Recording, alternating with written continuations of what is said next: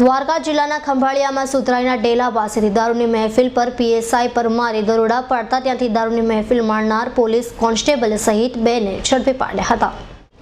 દ્વારકા જિલ્લાના ખંભાળિયામાં સુધરાઈના ડેલા પાસે દારૂની મહેફિલ ચાલી રહી હોવાની બાતમી પીએસઆઈ પરમારને મળી હતી,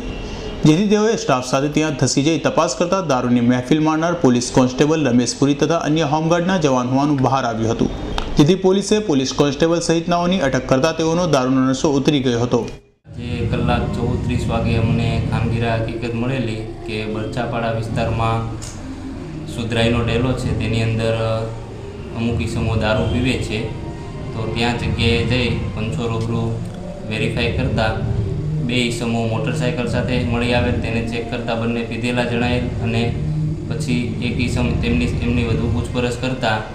તેઓએ જણાવેલ કે અમારી સાથે બે પોલીસવાળા પણ દારૂ પીતા હતા, એમાંથી એકને અમે રેલવે સ્ટેશન મૂકી આવેલ છે અને એક પોતાની રીતે જતા રહેલ છે અને પંચો રૂબરૂ વધારે વેરિફિકેશન કરતાં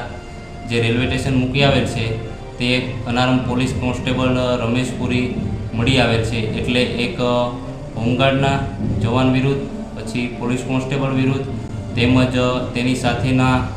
ઇસમ અનવર વિરુદ્ધ પ્રોહિબિશનના ગુના દાખલ કરવામાં આવેલ છે।